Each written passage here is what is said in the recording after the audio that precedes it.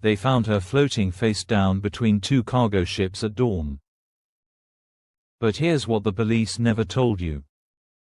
The girl in the harbor wasn't supposed to be dead. She was supposed to disappear. This is the story of a murder that was never meant to happen. A death that unraveled a conspiracy so deep that it reached into the highest levels of power in the city. My name doesn't matter. What matters is what I'm about to tell you. Because someone needs to finally tell the truth about what happened that October morning when the fog rolled in thick over the harbor and a young woman's body was discovered in the dark water between Pier 17 and Pier 18. This is the story of smoke and mirrors. This is the story of how Detective Vincent Mallory and journalist Veronica Vale uncovered something that was supposed to stay buried forever. October 19th. The morning started like any other morning at the industrial harbor. Workers shuffling in for the early shift. Cargo ships groaning against their moorings. The smell of salt and diesel fuel mixing in the cold air. But at 6:13 in the morning, everything changed. A dock worker named Marcus Chen was doing his routine walkthrough of Pier 17 when he saw something floating in the water. At first, he thought it was debris. Maybe a tarp that had blown off one of the ships during the night. But as he got closer, as the weak morning light cut through the fog, he realized what he was looking at. It was a person. A young woman. Face down in the water. Her dark hair spread out around her head like a halo. She was wearing a white dress that billowed around her body, making her look almost ethereal in the murky harbor water. Marcus called it in immediately. Within 20 minutes, the harbor was swarming with police. Crime scene tape went up. Divers went into the water. And Detective Vincent Mallory got the call that would change his life. Vince Mallory was not your typical detective. He was 42 years old. 15 years on the force. 12 of those years in homicide. He had seen things that would make most people quit. He had seen the worst that humanity had to offer. But he kept going because someone had to. Someone had to speak for the dead. When Vince arrived at the harbor that morning, the sun was just starting to burn through the fog. He could see the outline of the cargo ships. The cranes looming overhead like giant metal skeletons. And there, on the dock, covered with a yellow tarp, was the body. Vince approached slowly. He always approached slowly. You had to. You had to give the dead their respect. You had to take your time. Because once you pulled back that tarp, once you saw what was underneath, you couldn't unsee it. And this person, whoever they were, deserved to have their story told correctly. He knelt down beside the body. The medical examiner, a woman named Dr. Sarah Chen, was already there. She looked up at Vince with tired eyes. Female. Early 20s. No visible signs of trauma. No obvious cause of death, she said. Vince nodded. He pulled back the tarp. The girl was beautiful. Even in death, even with her skin pale and her lips blue, you could see that she had been beautiful. Her face was peaceful. Almost like she was sleeping. Her eyes were closed. Her dark hair was still wet, plastered to her face and neck. But something was wrong. Vince had been doing this long enough to know when something didn't fit. And this didn't fit. What's wrong with this picture? He asked Dr. Chen. She looked at him. You see it too? She's too clean, Vince said. Dr. Chen nodded. Exactly. No bloating. No decomposition. No signs of marine life activity. If she'd been in the water for more than a few hours, we'd see something. But she looks like she just went in. Vince studied the body more carefully. The white dress. It was expensive. Designer. He could tell by the stitching, by the fabric. This wasn't something you bought at a department store. And her hands. Her nails were manicured. Perfect. No chips. No breaks. "Who are you?" Vince whispered to the dead girl. That was the question. That was always the question. Who are you and what happened to you? By 9 in the morning, the harbor was a circus. News vans had shown up. Reporters were everywhere, trying to get shots of the scene, trying to get statements from anyone who would talk. The police had set up a perimeter, but that never stopped the media. And that's when Vince first saw her. Veronica Vale. She was standing at the edge of the crime scene tape, talking to one of the uniformed officers. She was in her early 30s. Tall. Red hair pulled back in a ponytail. She was wearing jeans and a leather jacket. And she had a notebook in her hand. Vince knew who she was. Everyone in the department knew who Veronica Vale was. She was an investigative journalist for the city's biggest newspaper. She had broken some of the biggest stories in the last 5 years. Corruption in City Hall. Police brutality. Corporate fraud. She was relentless. She was fearless. And she was a pain in the ass. Vince walked over to where she was standing. "You need to step back," he told her. She looked at him. Her eyes were green. Sharp. Intelligent. "Detective Mallery," she said. "I was wondering when you'd notice me. I noticed you the second you showed up, now step back." "Who's the girl?" "We don't know yet. Come on, detective. You must know something. Designer dress. Expensive jewelry. She's not a random nobody." Vince stopped. "How do you know about the dress and jewelry?" Veronica smiled. "I have my sources. Your sources are contaminating my crime scene. My sources are giving me information. That's what sources do." Vince stepped closer to her. "Listen to me very carefully. This is an active investigation. If you or your sources interfere in any way, I will have you arrested for obstruction. Do you understand me?" Veronica didn't flinch. "I understand that you're trying to do your job. But so am I, and my job is to tell people the truth. So here's what's going to happen. You're going to investigate this case. And I'm going to investigate this case. And maybe, just maybe, we can help each other. I don't need your help. You might. You just don't know it yet." Before Vince could respond, his phone rang. It was the precinct. They had an id on the girl. Her name was Isabella Winters. 23 years old. She was the daughter of Richard Winters, one of the wealthiest men in the city. Richard Winters owned half the real estate downtown. He had connections to City Hall, to the mayor's office, to everyone who mattered. This wasn't just a murder case anymore. This was a political nightmare. Vince looked back at Veronica. She was watching him carefully. "They ided her?" she asked. Vince didn't answer. He turned and walked back to his car. But he could feel Veronica's eyes on him. And he knew, somehow, that this wasn't the last time they'd be crossing paths. The Winters estate was on the north side of the city. It sat on 5 acres of perfectly manicured land.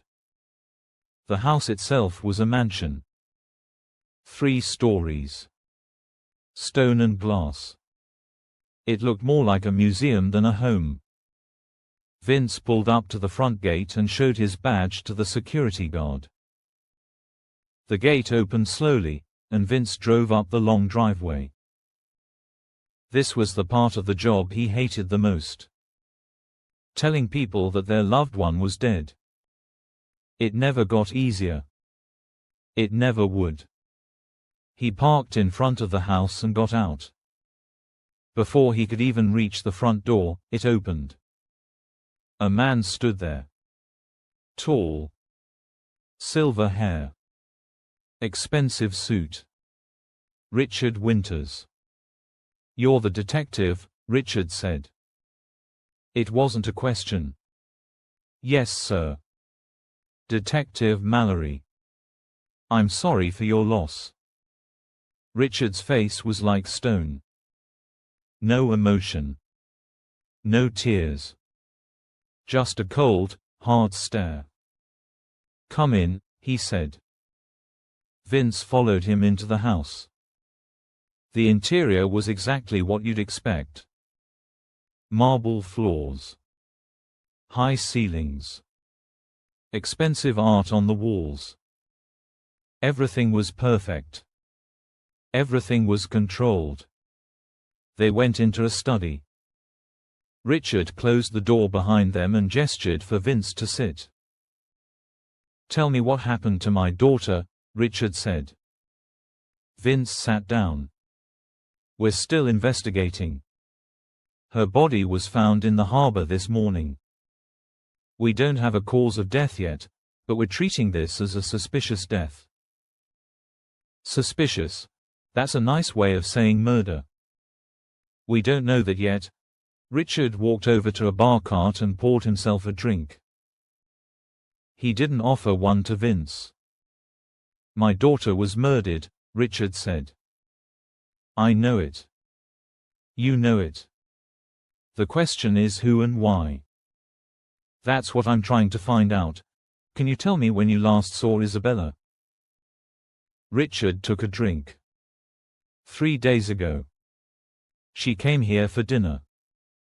We argued. About what? Does it matter? It might. Richard sighed.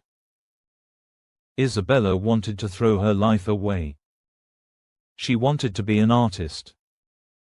She wanted to live in some run-down apartment downtown and paint all day. I told her she was being foolish. I told her she had responsibilities. She's a Winters. That means something.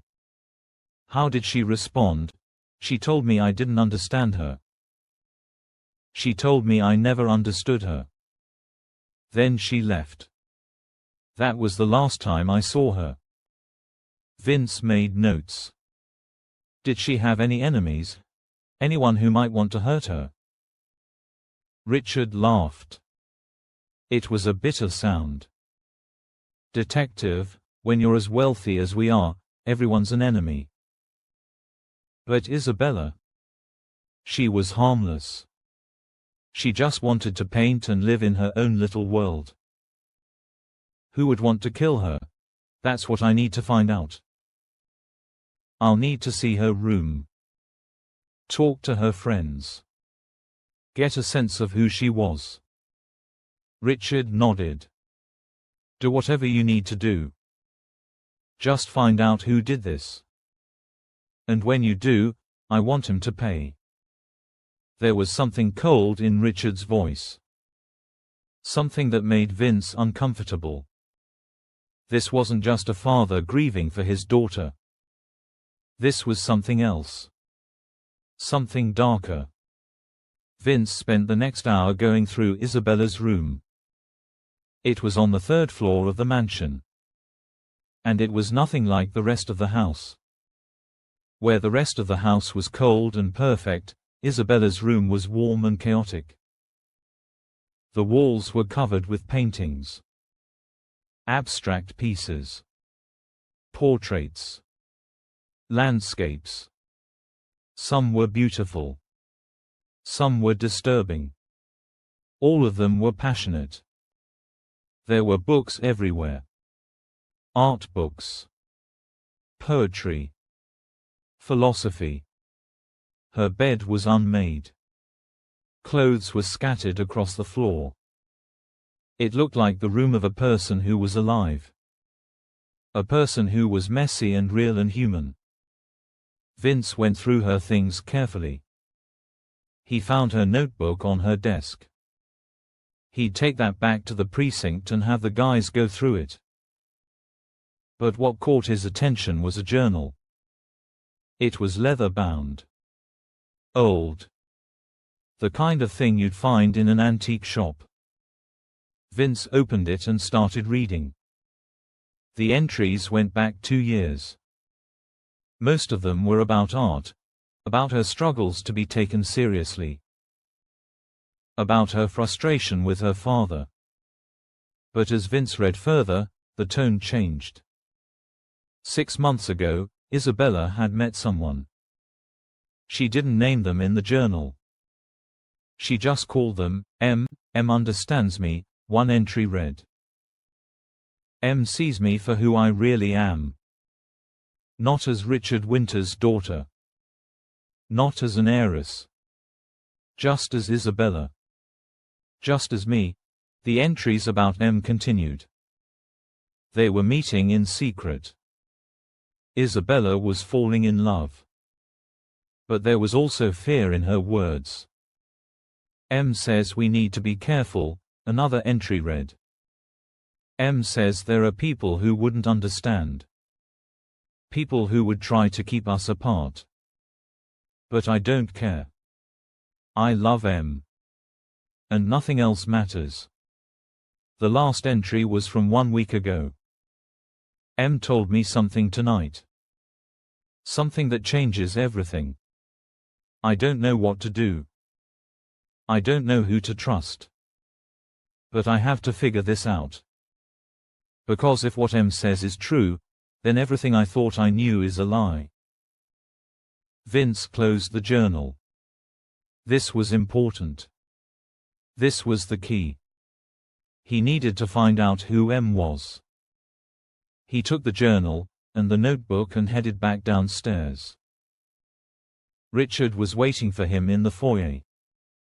Did you find anything? Richard asked. I'm taking some of Isabella's things for evidence. I'll return them when the investigation is complete. Richard nodded. Whatever you need. As Vince walked to his car, he had the strangest feeling. The feeling that he was being watched. He looked back at the house and saw a figure in one of the upper windows. It was there for just a second, then it was gone. Vince got in his car and drove away. But the feeling stayed with him. Back at the precinct, Vince set up a caseboard in the conference room. He put up Isabella's photo in the center. Around it, he started adding everything he knew. Victim, Isabella Winters. 23. Daughter of Richard Winters. Found in harbor. No obvious cause of death. Last seen 3 days before death. Vince added notes about the journal. About M, about the mysterious last entry. He was staring at the board when his partner, Detective Luis Rodriguez, walked in. Luis was younger than Vince. 35. Sharp dresser. Quick wit. He'd been partnered with Vince for 3 years now, and they worked well together. So, Luis said. Rich girl found dead in the harbor. This is going to be a media circus. Already is, Vince said. Veronica Vale was at the scene this morning, Luis groaned. Great. That's all we need. Vale digging around. She's going to dig whether we want her to or not. That's what she does. So what do we know? Vince filled Luis in on everything. The visit to the Winters estate. The journal. The mysterious M. M could be anyone, Luis said. Boyfriend. Girlfriend. Friend. We need to start talking to people who knew her. I'm having guys go through notebook. That should give us something. What about the father? How was he? Vince thought about it. Cold. Controlled. Like he was more angry than sad. Think he could be involved? I don't know, but something's off about him. They spent the rest of the afternoon going through Isabella's phone records. She'd made a lot of calls in the days before her death. Most of them were to a number that came back as unlisted phone. Untraceable. That had to be M. Vince tried calling the number, but no answer. No message. No identity. Dead end, Luis said. For now. But whoever M is, they're hiding something. People don't use unlisted phones unless they have something to hide. At 7 that evening, Vince was getting ready to call it a day when his phone rang. It was an unknown number. He answered. Mallerie, detective. It's Veronica Vale. Vince sighed. How did you get this number? I'm a journalist. I get numbers. Listen, I need to talk to you. Not on the phone. In person. I'm not giving you information about an active investigation. I'm not asking for information. I'm offering it. I found something. Something you need to see. Vince hesitated. Every instinct told him to hang up. To stay away from Veronica Vale. But there was something in her voice. Something urgent. Where? He asked. There's a coffee shop on 5th and Main. The Blue Owl. Meet me there in 30 minutes. She hung up before he could respond. Vince sat there for a moment, staring at his phone. This was a bad idea. He knew it was a bad idea. But he also knew that Veronica Vale didn't waste time. If she said she had something, she had something. He grabbed his jacket and headed out. The Blue Owl was a small coffee shop tucked between two office buildings. It was the kind of place that only locals knew about. Quiet. Out of the way. Perfect for a secret meeting. Vince walked in and spotted Veronica immediately. She was sitting in a booth in the back corner. She had a notebook open in front of her. Vince slid into the booth across from her. This better be good, he said. Veronica turned her notebook around so he could see the pages. There was a note from Isabella Winters and a mention of some kind of event. A gala or charity function. She did no go alone. Who was with her? Vince asked. That, Veronica said, was Marcus Delacroix. He's the son of Senator James Delacroix. Vince felt something click in his mind. Senator Delacroix was one of the most powerful men in the state. He had political connections that went all the way to Washington. And his son was involved with Isabella Winters. Where did you get this photo? Vince asked. I have a source who works in society photography. This was taken 2 months ago at a charity gala.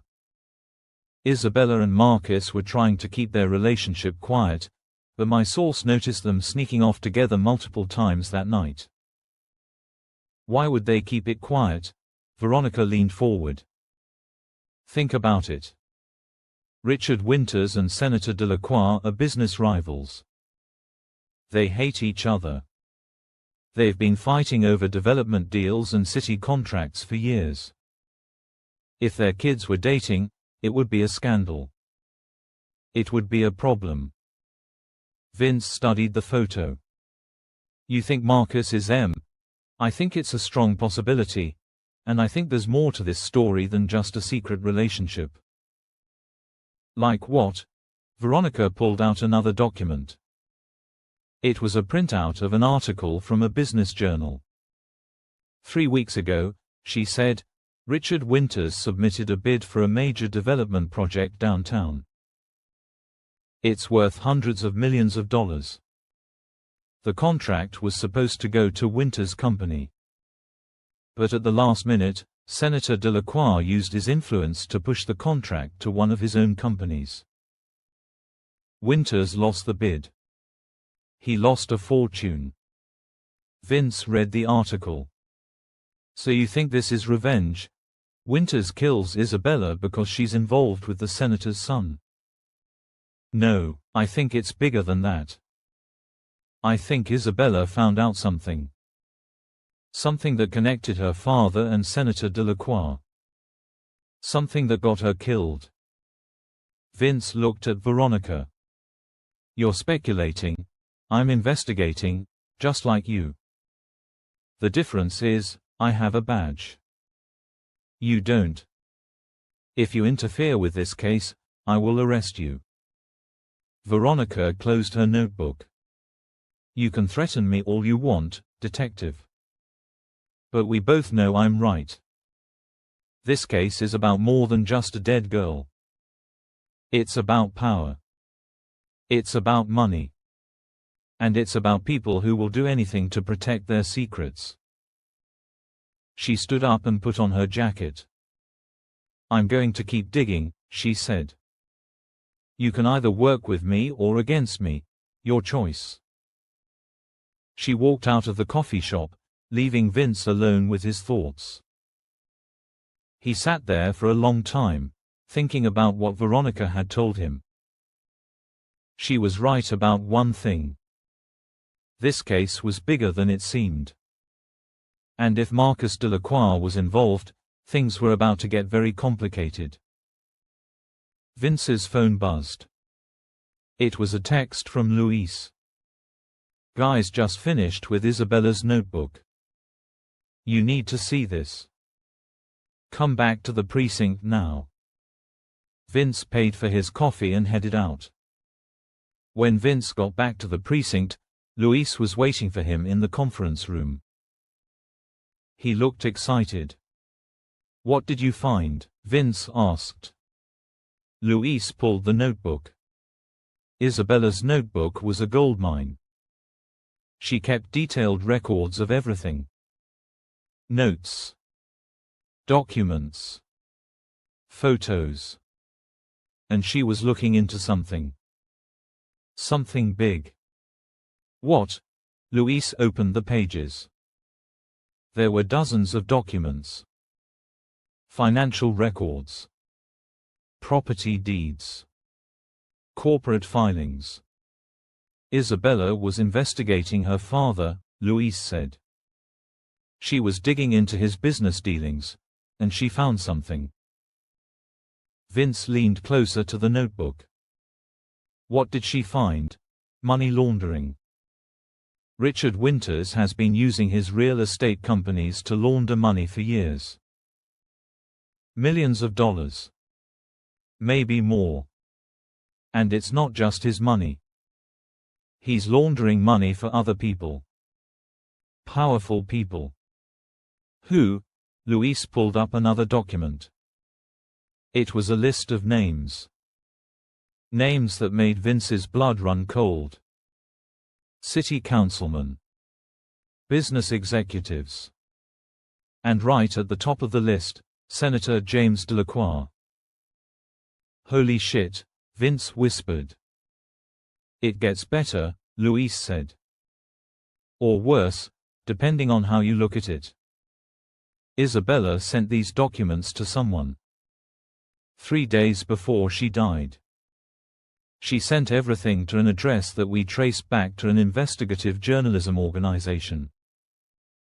Vince already knew the answer, but he asked anyway. Which journalist? Veronica Vale. Vince sat down heavily. Everything was starting to make sense. Isabella had discovered her father's crimes. She'd discovered that he was connected to Senator Delacroix. She'd sent the evidence to Veronica. And then she died. This isn't just murder, Vince said. This is a cover-up. Question is, Louise said, who killed her? Winters. Delacroix. Someone else. We need to bring Marcus Delacroix in for questioning. And we need to talk to Veronica again. Veronica's not going to talk. She's protecting her source. Isabella's dead. She's not a source anymore. She's a victim. And Veronica has information that could help us catch her killer. Vince pulled out his phone and called Veronica. It went to voicemail. Ms. Vale, this is Detective Mallerie. I know Isabella sent you documents before she died. I need you to come to the precinct. We need to talk. This is official police business. He hung up and looked at Louise. Get a warrant for Marcus Delacroix's phone records and financials. I want to know everywhere he's been and everyone he's talked to in the last month. On it, Vince stared at the case board. Isabella's face looked back at him. Young. Beautiful. Dead. We're going to find who did this to you, he promised. I don't care how powerful they are. I don't care how connected they are. We're going to find them.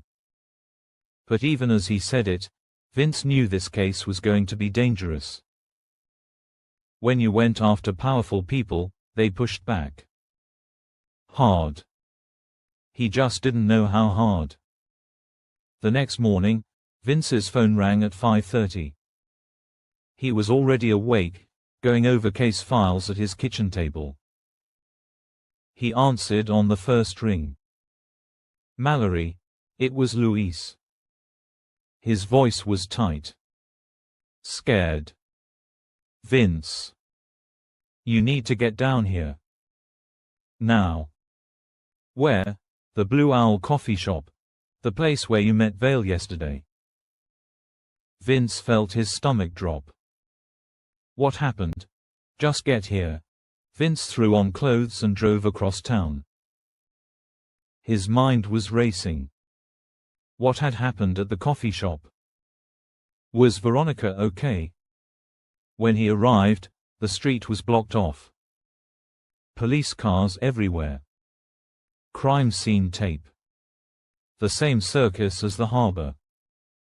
Vince showed his badge and ducked under the tape. He found Louise standing near the entrance to the coffee shop. Tell me, Vince said. Louise looked sick.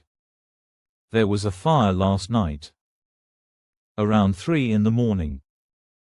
Someone threw a Molotov cocktail through the front window. The place went up fast. Casualties. The owner lived upstairs. She got out. But the coffee shop is destroyed. Completely gutted. Vince looked at the burned-out shell of the building. The windows were black. The walls were scorched. Everything inside was destroyed. This is a message, Vince said. Someone knew I met Veronica here. They're telling us to back off.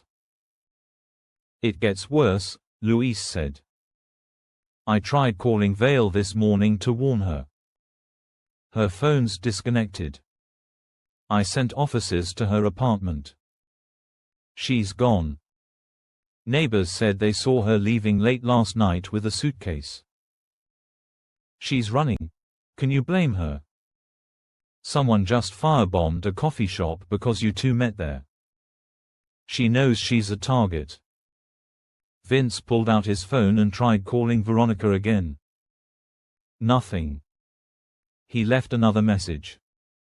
Vale, if you're listening to this, you need to call me. You're in danger.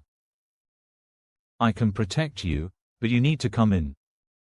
He hung up and looked at the burned coffee shop again. "They're cleaning up," Vince said. "Whoever killed Isabella, they're tying up loose ends. They know Isabella sent documents to Veronica. They know we're getting close. And they're willing to kill to keep this quiet. So what do? We push harder. We bring in Marcus Delacroix. We squeeze him. See what he knows. His father's a senator. We need to be careful. I'm done being careful. A girl is dead. Someone tried to kill Veronica. This ends now." They spent the morning coordinating with the fire marshal's office. The fire was definitely arson. Accelerant was used. Whoever did it knew what they were doing. At noon, Marcus Delacroix arrived at the precinct with his lawyer. The lawyer was exactly what you'd expect. Expensive suit. Slicked back hair. Cold eyes. Vince and Luis met them in interview room 2. It was a small room with a metal table and uncomfortable chairs. The walls were bare except for a mirror. One-way glass. Marcus Delacroix was in his mid-20s. Tall. Good-looking. The kind of guy who'd never had to work for anything in his life. He sat down with an air of boredom, like this was just a minor inconvenience. His lawyer sat beside him. "My client is here voluntarily," the lawyer said. "He's happy to answer any questions you have. But I want it on record that he's here out of courtesy, not obligation." "Noted," Vince said. He sat down across from Marcus. Luis stood near the door. "Marcus, thanks for coming in. I just have a few questions about Isabella Winters." Marcus shifted in his seat. "What about her? You knew her?" "Sure. We ran in the same social circles. Rich kids, you know how it is." "It was more than that though, wasn't it? You two were in a relationship." Marcus glanced at his lawyer. The lawyer nodded slightly. "We dated for a few months," Marcus said. "It wasn't serious, really?" "Because we have evidence that suggests it was pretty serious. Secret meetings. Late-night phone calls. You two were pretty careful to keep it quiet. Our families don't get along. We didn't want to deal with the drama." "Makes sense. So when did you last see Isabella?" Marcus thought about it. "Maybe 2 weeks ago. We met for coffee." "Where?" "Someplace downtown. I don't remember the name." Vince pulled out a photo. It was Isabella and Marcus at the charity gala. The one Veronica had shown him. "This was taken 2 months ago. You two look pretty cozy." Marcus barely glanced at it. "Like I said, we dated, past tense." "When did you break up?" "About 3 weeks ago." "Why? Does it matter? People break up all the time." "It matters when one of them ends up dead." Marcus's expression darkened. "I had nothing to do with what happened to Isabella. I didn't say you did. I'm just trying to establish a timeline." "So you broke up 3 weeks ago. Did you stay in touch?" "No.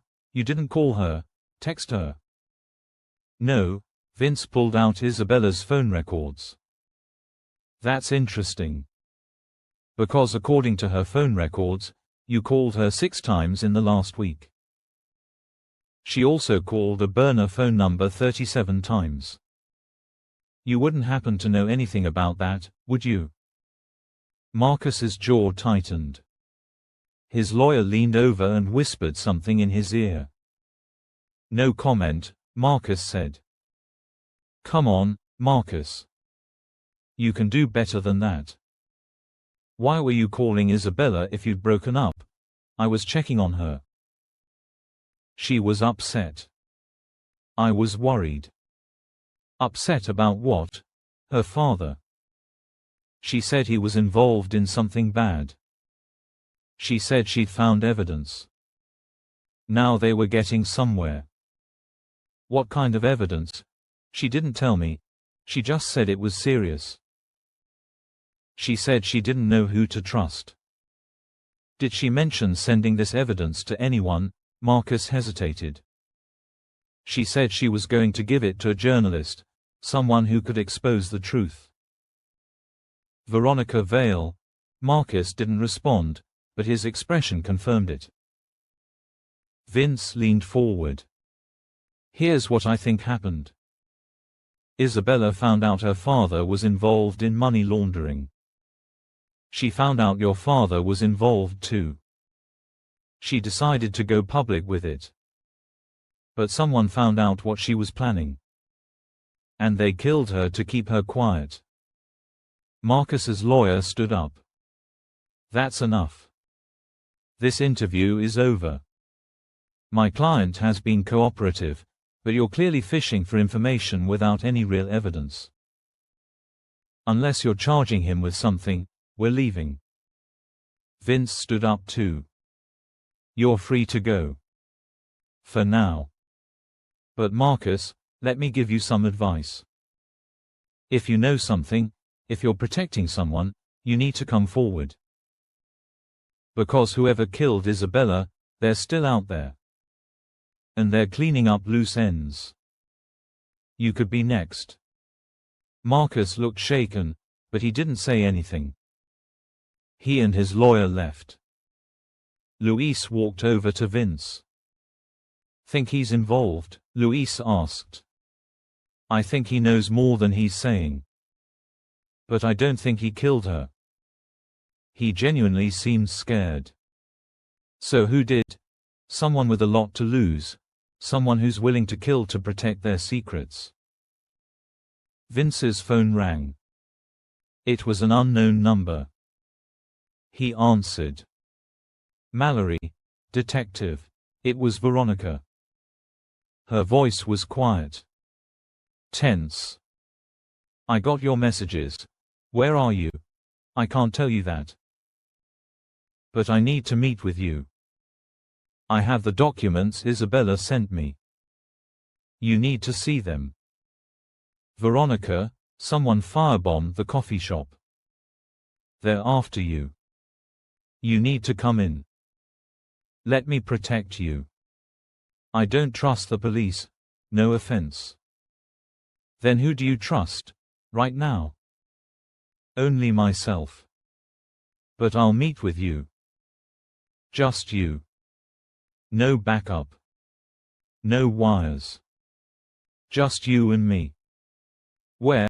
There's an abandoned warehouse on the east side. Near the old train yards. You know it? Yeah. Meet me there at midnight. Come alone. Veronica, she hung up. Vince stared at his phone. This was a trap.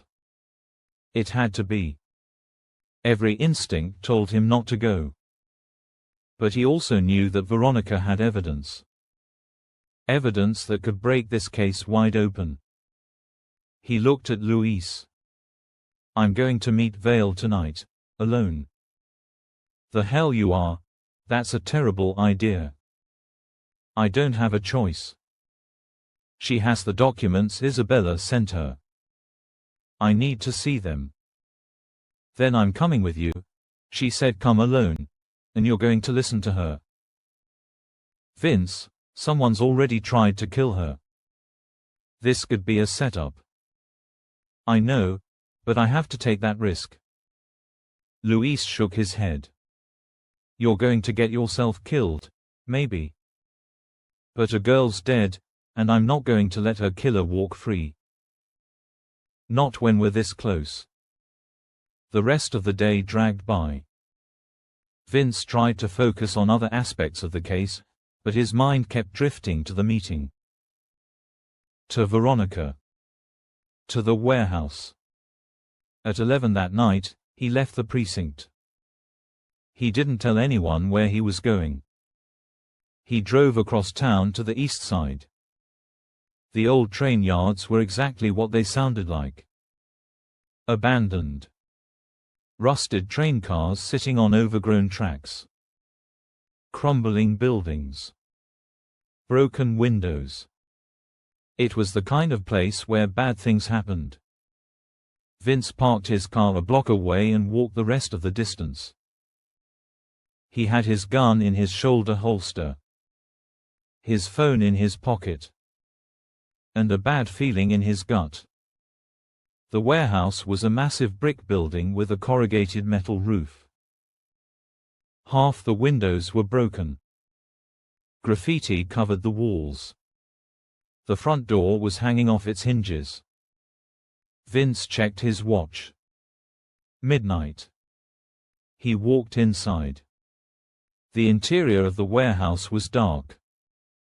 The only light came from the street lights outside, filtering through the broken windows. Vince could see old machinery. Stacks of pallets. Shadows everywhere. Veronica, he called out. No answer. He walked deeper into the warehouse. His hand moved to his gun. Veronica, it's Mallerie. Are you here? A voice came from the darkness. I'm here. Veronica stepped out from behind a stack of crates. She looked tired. Her hair was messy. Her clothes were wrinkled. She had a backpack slung over one shoulder. You came alone? She asked. I came alone. Where's the evidence? Veronica reached into her backpack and pulled out a notebook. It's all here.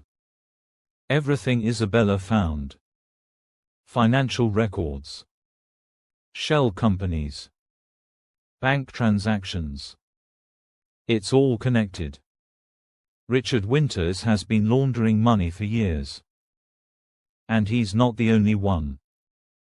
Senator Delacroix, 3 city councilmen, the deputy mayor. They're all in on it. Vince took the notebook. How deep does this go? Deep. We're talking hundreds of millions of dollars. Maybe more. They've been using Winters' real estate companies to move money. Buying properties with dirty cash. Selling them clean. Classic laundering operation. Vince opened the notebook and started scrolling through the pages. It was exactly as Veronica described. Detailed records. Paper trails. Everything you'd need to build a case. This is enough to put 'em all away, Vince said. That's why Isabella's dead. She found all of this. She was going to expose them. And they killed her for it. Who specifically? I don't know. Could be any of them. Could be all of them. Vince closed the notebook. I need to take this to the district attorney. We need to move fast before they realize we have it. There's more, Veronica said. Isabella left me a message. The night before she died. She pulled out her notebook and looked at the messages. Ronnie, it's me. I don't have much time. I sent you everything, but I need to tell you something. M isn't who I thought. I found out tonight. M has been lying to me this whole time. They're part of it. Part of the money laundering. I confronted them and now I think I'm in trouble. If something happens to me, you need to know. M is. Vince felt cold. She was killed right after she wrote that message. I think so. And she was about to tell me who M is. Marcus Delacroix. It has to be. Maybe. Or maybe it's someone else. Someone we haven't even considered. Before Vince could respond, his phone buzzed. It was a message from Luis. Vince. Where are you? Marcus Delacroix just turned up dead. Apparent suicide. His apartment. Get here now. Vince showed the message to Veronica. Her face went pale. They're cleaning house, she whispered. We need to go, now. They ran out of the warehouse together. But as they emerged into the night, Vince saw something that made his blood freeze. 3 black cars were parked in a semicircle around the warehouse entrance. Men in dark suits stood beside them. They weren't cops. They weren't federal agents. They were something else. Private security. Hired muscle. One of the men stepped forward. He was tall.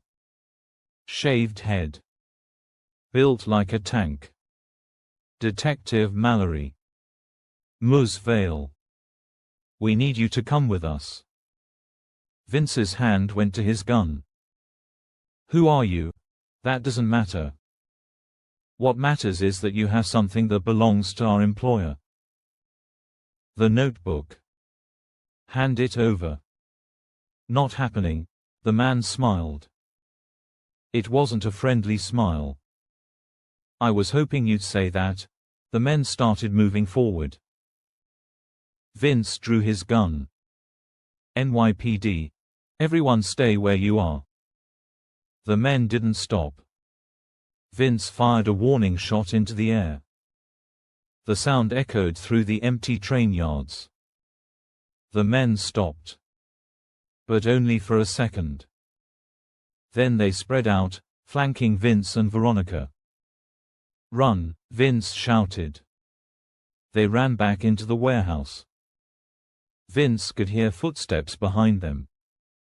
Multiple sets. The men were coming fast. The warehouse was a maze of corridors and rooms. Vince and Veronica ran through the darkness, their footsteps echoing off the concrete floors. This way, Veronica pointed to a side door. They burst through it and found themselves in a narrow alley behind the warehouse. Vince's car was blocks away. Too far. We need to split up, Vince said. Make it harder for them to follow us both. No, we stay together. Veronica, I said no, I'm not letting you face these guys alone. They ran down the alley. Behind them, they could hear the men shouting. Coordinating. Getting closer. Vince spotted a fire escape on the side of a building. Up there, they climbed quickly. The metal steps creaked under their weight. Vince looked down and saw the men emerging from the alley below. One of them spotted them. He pointed up. The others followed his gaze. Vince and Veronica reached the roof. It was flat. Gravel and tar paper. Nowhere to hide. We're trapped, Veronica said. Vince looked around frantically. The next building was maybe 10 feet away. A gap between the roofs. Can you jump that? He asked. Veronica looked at the gap. Are you serious? It's either that or we go back down. The men were climbing the fire escape. They'd be on the roof in seconds. Okay, Veronica said. Okay, let's do it. They ran to the edge of the roof. Vince went first. He took a running start and leaped. For a moment, he was airborne. Then his feet hit the other roof. He stumbled but stayed upright. Your turn, he shouted. Veronica backed up. She took a deep breath. Then she ran and jumped. She cleared the gap. Barely. Vince caught her arm and pulled her to safety. Behind them, The men reached the roof. The bald one stood at the edge, looking across at them.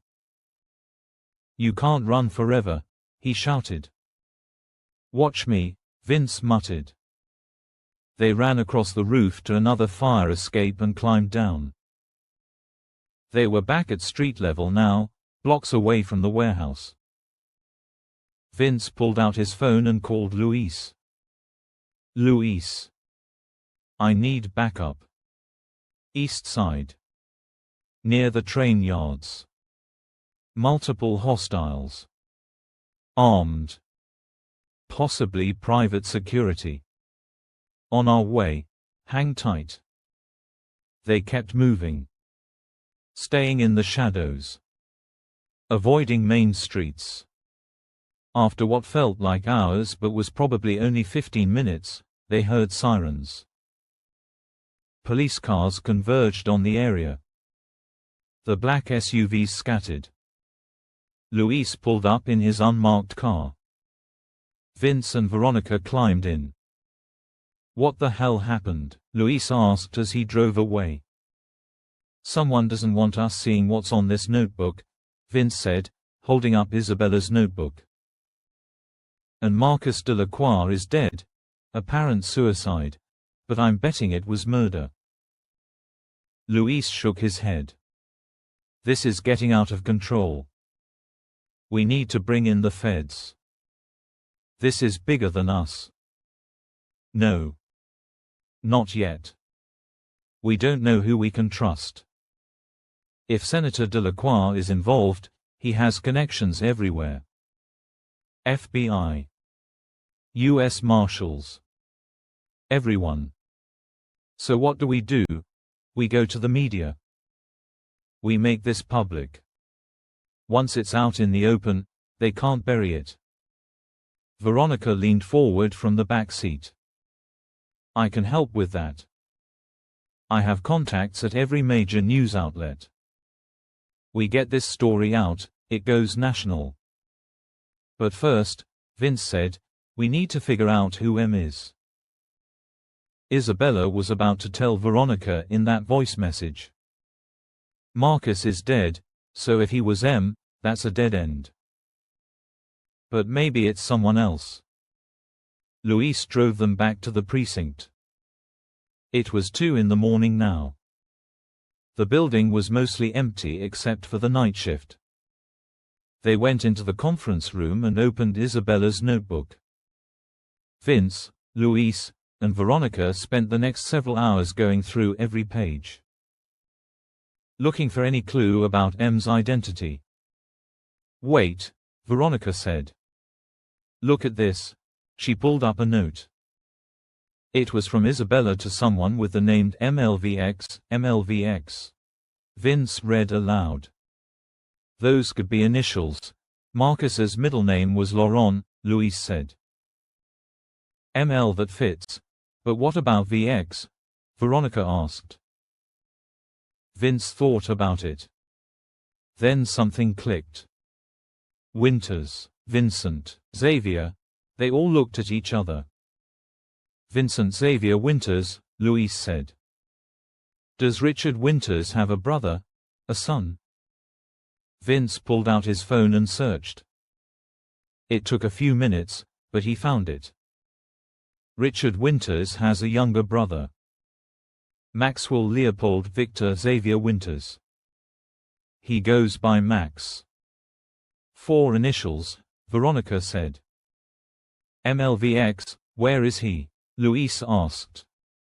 Vince kept searching. According to this, he's the CFO of Winters Real Estate Group. He handles all the financial operations. He'd be in the perfect position to launder money, Luis said. And if Isabella found out her uncle was involved, if she confronted him, Vince trailed off. He killed her, Veronica finished. They had their suspect. Now they needed proof. We need to bring Max Winters in for questioning, Vince said.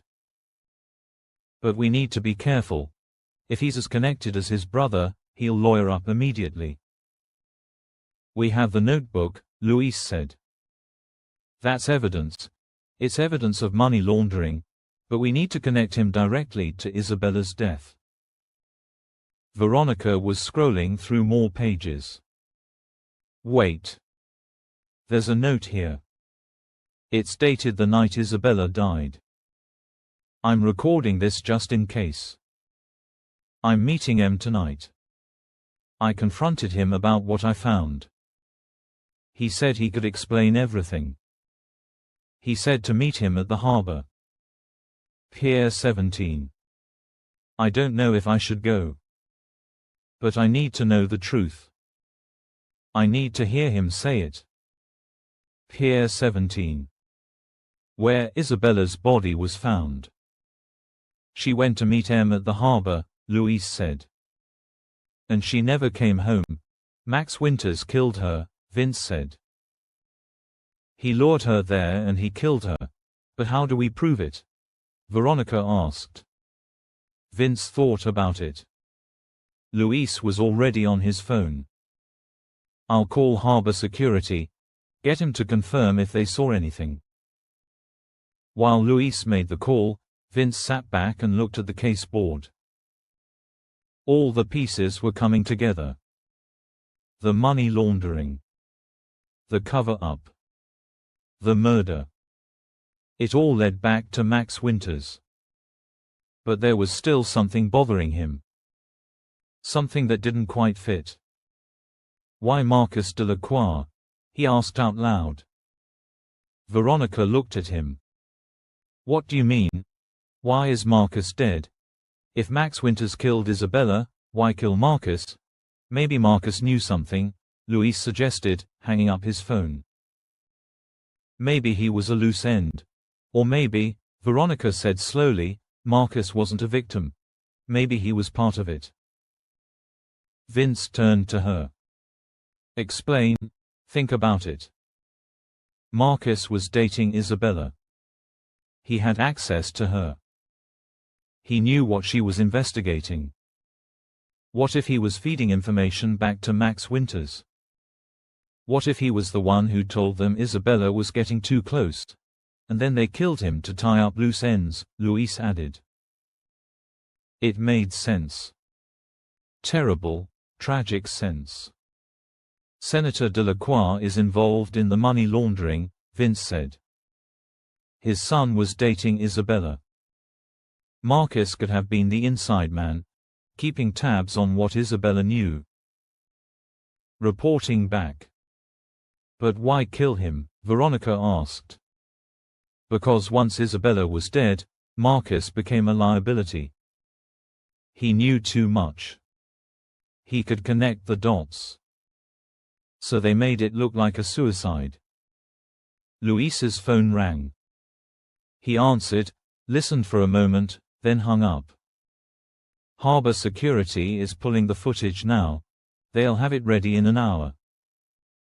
Good. While we wait, let's build our case against Max Winters. They spent the next hour organizing everything. The financial documents. The emails. Isabella's journal. The voice message. The video. By the time they were done, they had a complete picture of what had happened. Max Winters had been laundering money for years. He'd brought Senator Delacroix and others into the scheme. When Isabella started investigating, they panicked. They used Marcus to keep tabs on her. And when it became clear she was going to expose them, Max lured her to the harbor and killed her. Then they killed Marcus to cover their tracks. At 5 in the morning, Luis got a call from harbor security. The footage was ready. They drove to the harbor. The sun was just starting to rise, painting the sky in shades of pink and orange. It was almost beautiful. The harbor security office was a small building near the main gate. The security chief, a man named Frank Morrison, met them at the door.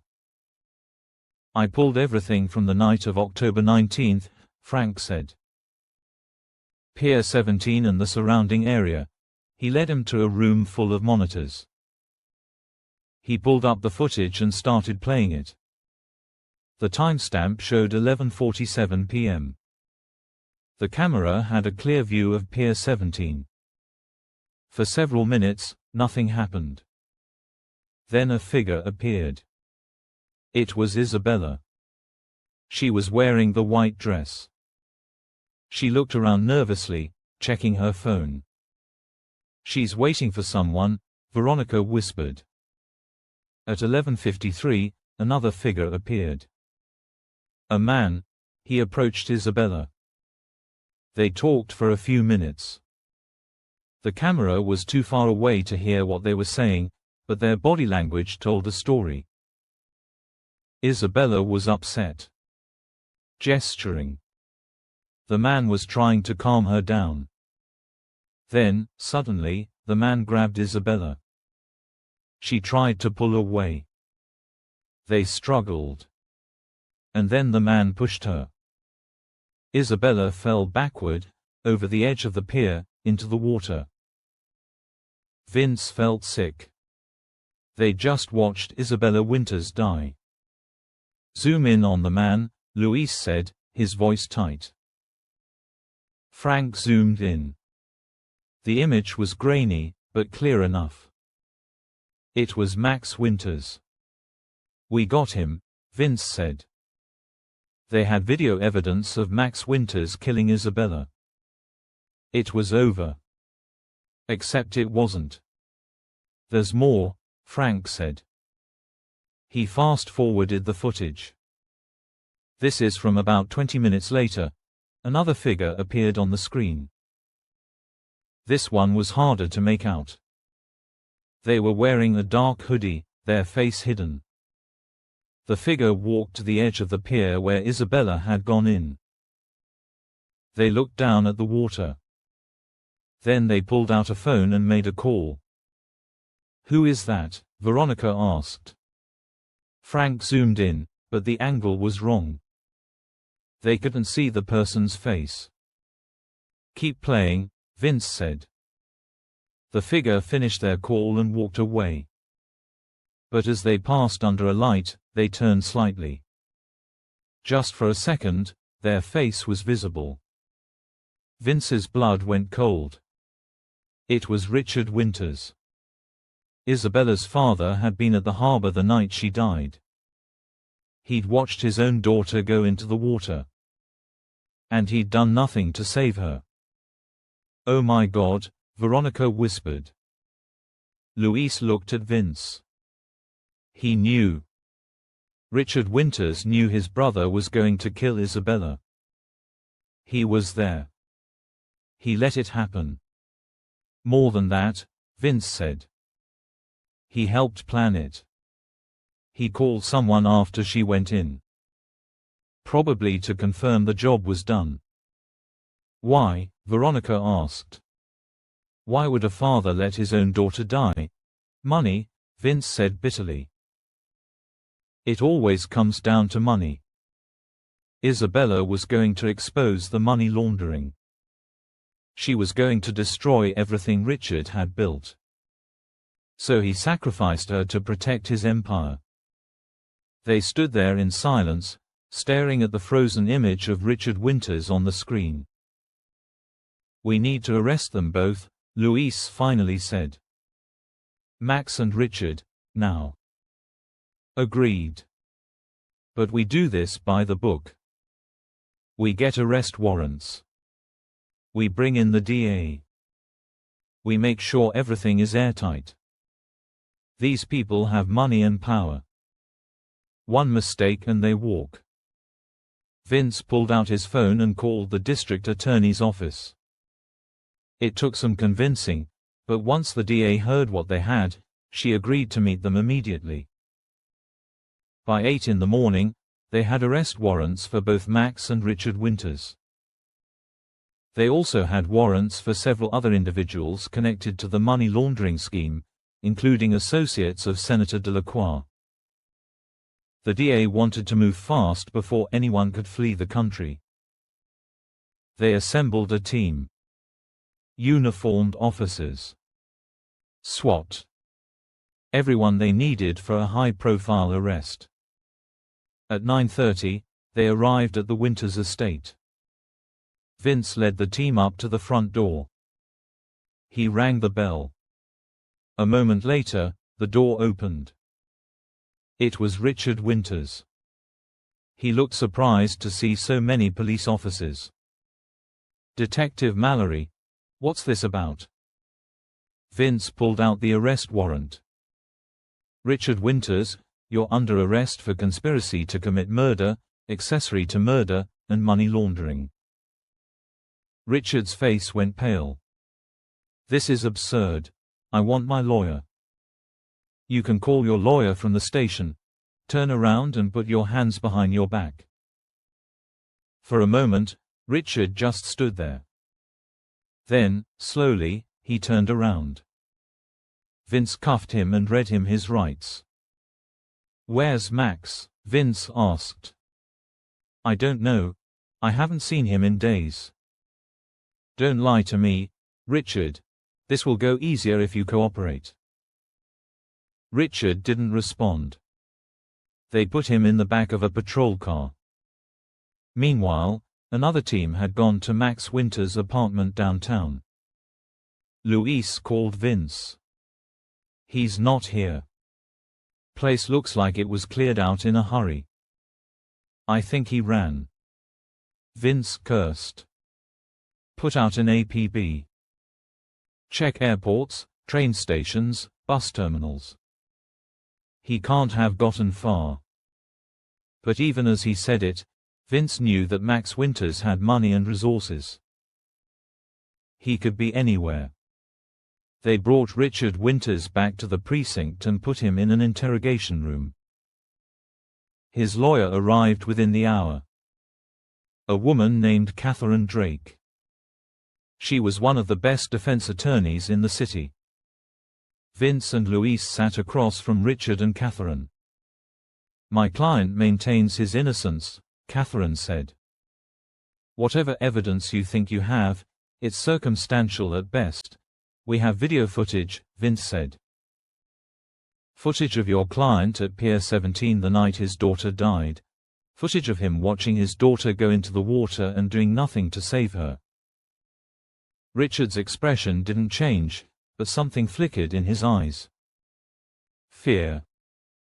"That doesn't prove anything," Catherine said. "My client went to the pier looking for his daughter. He was worried about her. When he arrived, it was too late. He didn't see what happened. He made a phone call right after," Luis said. "Who did he call, Richard? Who did you call to tell them the job was done?" "No comment. We also have financial records showing years of money laundering. We have documents that Isabella compiled before she died. Documents that show you and your brother have been running a criminal enterprise. My client will not be answering any questions without seeing this so-called evidence." Vince pulled out Isabella's notebook. "It's all here. Every transaction. Every shell company. Every illegal deal. Isabella found it all. And she was going to expose you. So you and your brother decided to kill her." Richard finally spoke. His voice was cold. "I love my daughter.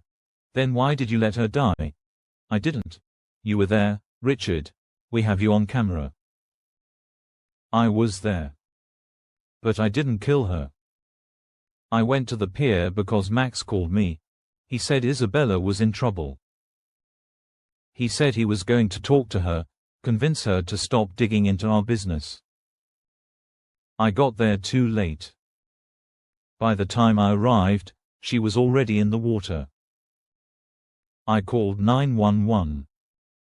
Vince pulled out the phone records. You didn't call the police. You called a number registered to an unlisted phone. The same number Isabella had been calling. The same number that belongs to Max. Richard looked at his lawyer. She whispered something to him. My client invokes his right to remain silent, Catherine said. They weren't going to get anything else out of him. Not without more leverage. Vince and Luis left the interrogation room. He's protecting his brother, Luis said.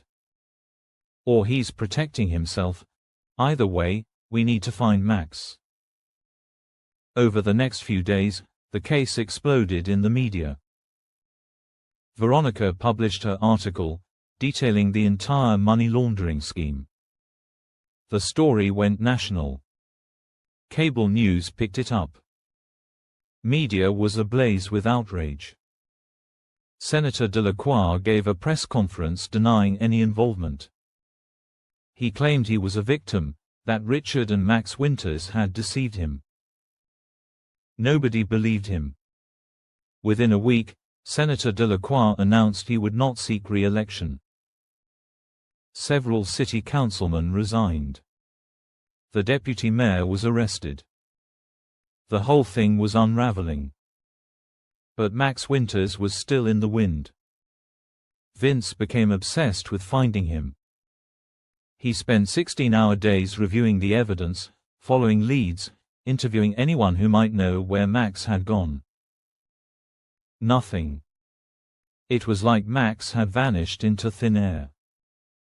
Then, 3 weeks after Isabella's death, Vince got a call. It was from a detective in Miami. Detective Mallerie. We have a body. Male. Early 40s. Washed up on South Beach this morning. No ID, but we ran his fingerprints. They match Max Winters. Vince felt his stomach drop. How did he die? Looks like drowning. But there's evidence of trauma to the head. Could be an accident. Could be foul play. Hard to say. I'll be on the next flight. Vince flew to Miami that afternoon. He met with the local detectives and went to the morgue to view the body. It was Max Winters. There was no doubt about that. But the circumstances of his death were suspicious. The medical examiner, a man named Dr. Lopez, showed Vince the body. Blunt force trauma to the back of the skull, Dr. Lopez said. Could have hit his head falling into the water, or someone could have hit him and then thrown him in. What's your opinion, honestly? I think someone killed him. The angle of the blow doesn't match a fall. And there's defensive wounds on his hands. He fought back. So Max hadn't escaped justice. He'd been killed. Probably by whoever he'd been working with. Another loose end tied up. Vince flew back to the city and went straight to the precinct. He told Luis what he'd found. Their cleaning house, Luis said. Whoever's running this operation, they're making sure no one can talk. Which means they're still out there. Richard Winters is in custody, but whoever he's protecting, whoever he called that night, they're still free. Vince looked at the case board. Isabella's face stared back at him. He'd solved her murder. Max Winters had killed her. Richard Winters had helped cover it up. But it still didn't feel like justice. Because the people at the top, the ones really running the show, were still untouchable. Veronica called Vince that evening. I heard about Max. Are you okay? Not really. This case, it's not over. Not yet. What do you mean? Max and Richard were just middle management. There's someone above them. Someone pulling the strings. And until we find them, it's not over. Any leads? Not yet. But I'm not giving up. I didn't think you would. Listen, I want to help. I'm still digging. I have sources looking into the financial records, trying to trace the money to its source. Be careful, Veronica. These people have already killed 3 people. They won't hesitate to kill again. I know. But I'm not backing down either. Isabella deserves justice. Real justice.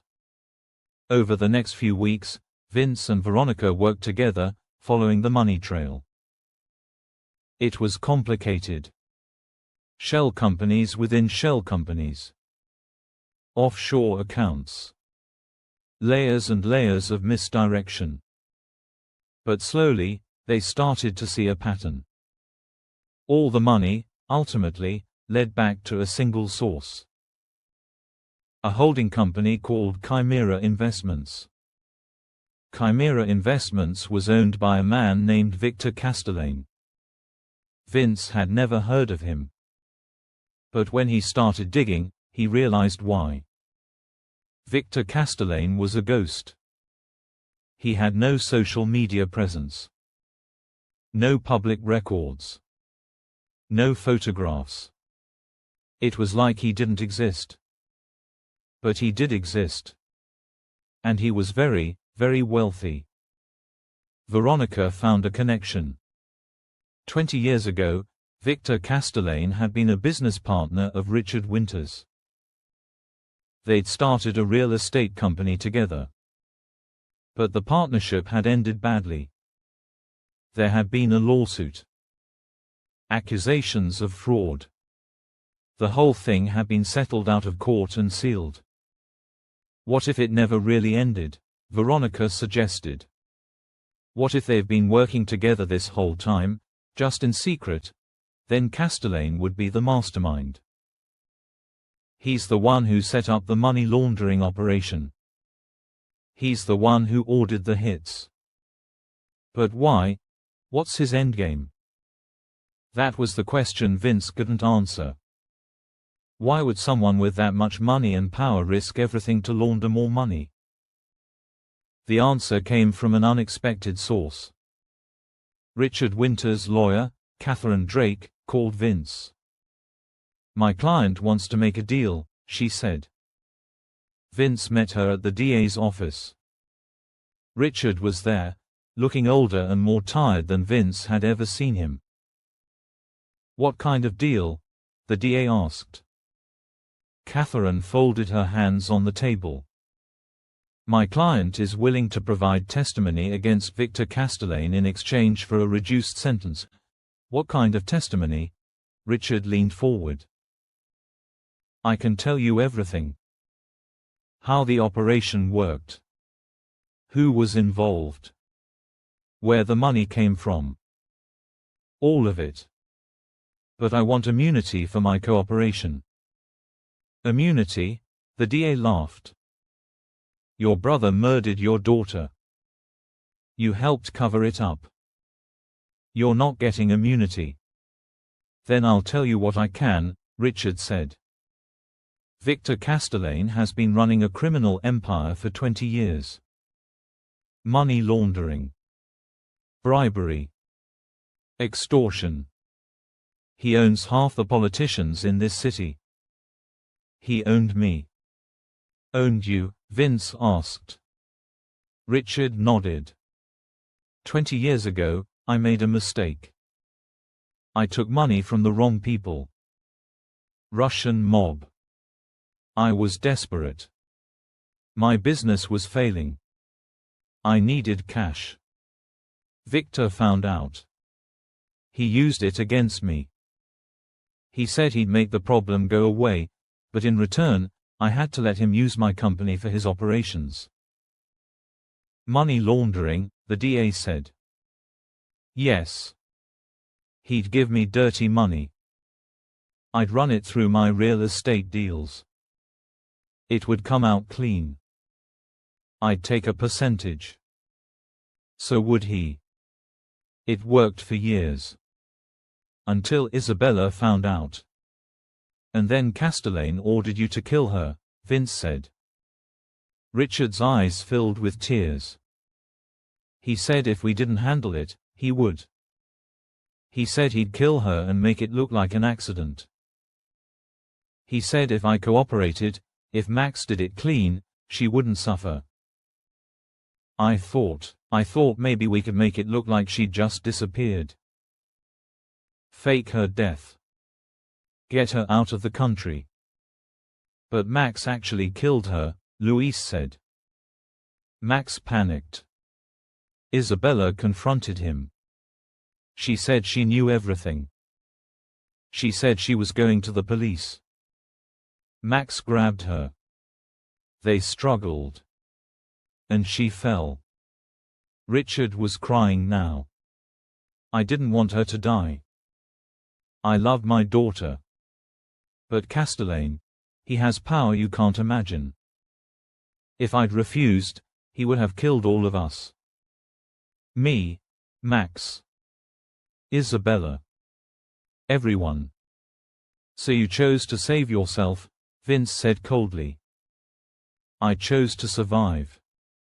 Maybe that makes me a monster. I don't know anymore. The DA looked at Catherine. This testimony better be rock solid, because we're going to need everything to go after Castellane. My client will cooperate fully, Catherine said. Over the next few weeks, Richard gave them everything. Names. Dates. Financial transactions. Meeting locations. He handed them Victor Castellane on a silver platter. But there was a problem. Castellane had disappeared. Just like Max, Victor Castellane had vanished. His penthouse apartment was empty. His office was cleared out. His accounts were frozen, but the money was already gone, transferred offshore before they could seize it. He knew we were coming, Vince said. Someone tipped him off, Luis agreed. They reviewed everyone who had access to the case information. Police. Dar's office. Federal agents. It could have been anyone. Or it could have been Richard. Vince confronted him in the holding cell. Did you warn Castellane? Richard looked up at him. No, I told you everything. Then how did he know? Victor has eyes everywhere. He's always been 10 steps ahead. That's how he survived this long. So what? He gets away with it. He gets to disappear and live out his life while Isabella's dead. Richard had no answer. Vince walked out of the cell. He was furious. They'd been so close. But Castellane had slipped through their fingers. Veronica was waiting for him outside the precinct. I heard, she said. Castellane's gone. Yeah, so what do we do? I don't know. Keep looking, I guess. Follow every lead. Hope we get lucky. Veronica looked at him. You know what I think. I think Castellane isn't done. Men like him, they don't just disappear. They regroup. They rebuild. And when they do, they make mistakes. You think he'll surface again? I know he will. And when he does, we'll be ready. 6 months passed. The case against Richard Winters went to trial. He was convicted of conspiracy to commit murder and money laundering. He was sentenced to 25 years in prison. Senator Delacroix was indicted on corruption charges. He pleaded guilty and resigned from office. Several other officials and business leaders were arrested and convicted. The money laundering operation was dismantled. But Victor Castellane remained a ghost. Vince couldn't let it go. Even though the case was officially closed, even though his captain told him to move on, he kept searching. He worked with Veronica, who had published a series of articles about the case. The articles had won awards. They'd sparked investigations in other cities. Other cases of corruption and money laundering were being uncovered. But Castellane was still out there. Then, 1 year to the day after Isabella's death, Vince got a package in the mail. There was no return address. Inside was a flash drive. Vince took it to the precinct and plugged it into his computer. There was a single video file on it. He played it. The video showed a man sitting in a chair. The room was dark. The man's face was in shadow. But Vince recognized the voice immediately. It was Victor Castellane. "Detective Mallerie," the voice said. "I've been watching your investigation with great interest. You're a persistent man, I respect that. But you need to understand something. Men like me don't go to prison. We're too smart. Too connected. Too powerful." The figure leaned forward slightly. Vince still couldn't see his face clearly. Isabella Winters was a tragedy. A mistake that never should have happened. But she made her choice when she decided to dig into things that didn't concern her. Actions have consequences. "You're admitting to ordering her murder," Vince said to the screen. As if hearing him, Castellane continued. "I know what you're thinking. This video is evidence. You use it to find me. But you won't. Because by the time you see this, I'll be somewhere you can't reach me. Somewhere your laws don't apply." The figure stood up. "This is goodbye, detective. But I want you to know something. Richard Winters told you I'm a monster. He's right. But I'm a necessary monster. I do the things that need to be done so that the world keeps turning. The money I laundered. It funded political campaigns. It built hospitals. It created jobs. I'm not the villain you think I am." "You're worse," Vince muttered. "But," Castellane continued, "I do have one regret. Isabella Winters was an innocent. She didn't deserve to die. So I'm sending you something. A gift. Information that will help you put away the last few people involved in this mess. Consider it my apology." The video ended. Vince ejected the flash drive and looked at it. There were other files on it. Documents. Financial records. Names. He spent the next several hours going through everything. Castellane had been telling the truth. The information on the flash drive implicated a dozen more people. Business leaders. Politicians. Even a federal judge. It was enough to take down what was left of the criminal network. But it still felt hollow. Because Castellane was right. He'd gotten away. Vince called Veronica and told her what he'd found. "He's taunting us," she said. "I know, but he also gave us everything we need to finish this. So we use it. We take down everyone on that list. And then we keep looking for Castellane. He could be anywhere. He could be in another country by now. Or he could be closer than you think.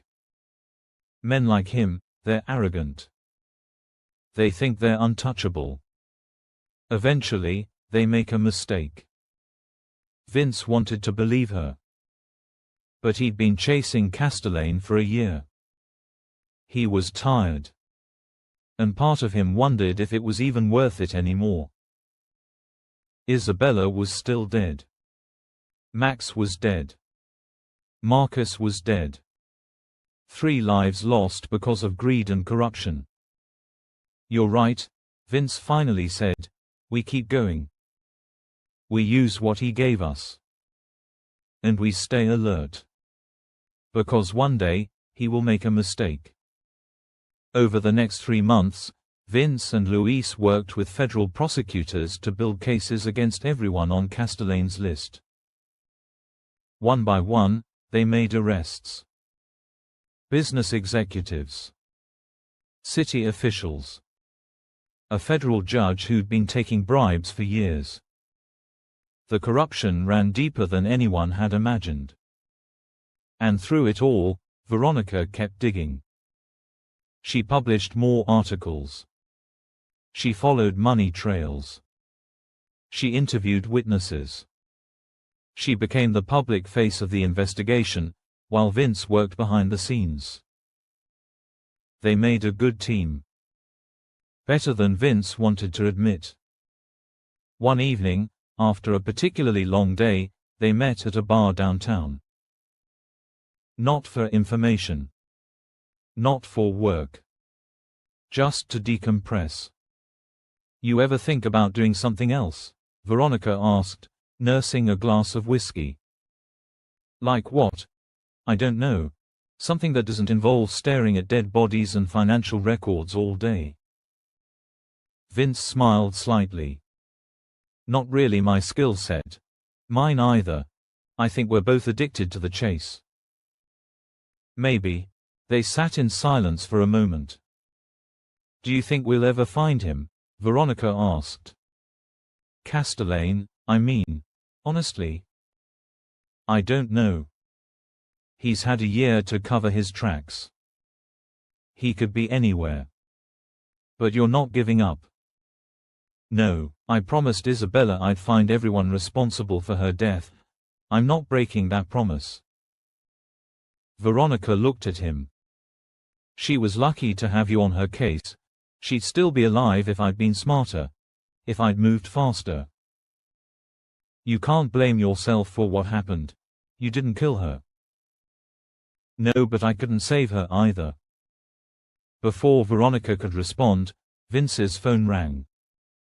It was Luis. Vince. You need to get down here. Now. What's wrong? We got a hit on one of Castellane's known associates. Guy named Anton Volkov. Russian national. He just flew into JFK 2 hours ago. Airport security flagged him because he's on a watch list. Vince was already standing, throwing money on the bar. Where is he now? We're tracking him. He took a car into the city. We have eyes on him. Don't lose him. I'm on my way. Vince and Veronica ran out of the bar. They got in Vince's car and he drove toward the city, lights flashing. Who's Anton Volkov? Veronica asked. He's Castellane's enforcer. Ex-Russian military. He handles the wet work. If he's here, Castellane might be too. Or he's here to tie up more loose ends. That thought made Vince drive faster. They met Luis at a surveillance van parked 3 blocks from a luxury hotel in Midtown. Luis was inside with 2 other detectives, watching monitors. Where is he? Vince asked. Luis pointed to one of the screens. It showed a feed from a hotel lobby camera. He checked into the hotel 20 minutes ago. Room 2847. We have agents covering all the exits. He's not going anywhere. Do we know why he's here? Number. But he made a phone call from the lobby. Burner to burner. We couldn't trace it. Could have been calling Castellane, Veronica said. Or he could have been calling his next target, Luis added. Vince made a decision. We need to pick him up. Now. Before he does whatever he came here to do. Luis nodded. I'll coordinate with the feds. They'll want in on this. Fine, but we move fast. Within 30 minutes, they had a tactical team assembled. FBI agents. NYPD SWAT. Everyone was briefed and ready. They entered the hotel and went straight to the 28th floor. The team took positions outside room 2847. Vince knocked on the door. Anton Volkov, FBI, open the door. No response. Vince knocked again. We have the building surrounded. There's no way out. Open the door. Still nothing. Breach it, Vince ordered. The tactical team moved in. They used a battering ram to knock the door off its hinges and flooded into the room. Empty. The room was empty. The window was open. A rope was tied to the radiator, hanging out the window. He went out the window, one of the agents said. Vince ran to the window and looked down. The rope extended down about 3 floors, then ended at another open window. He went into a different room. Clever. They searched the floors below but found nothing. Volkov was gone. But he'd left something behind. On the desk in room 2847 was a notebook. Still open. Vince walked over to it carefully. On the screen was a document. A list of names. Addresses. Photographs. They were targets. And one of the names on the list made Vince's blood run cold. Veronica Vale. He turned to look at her. She was standing in the doorway, reading over his shoulder. Her face went pale. "He's here to kill me," she whispered. "We're not going to let that happen," Vince said. But even as he said it, he realized the truth.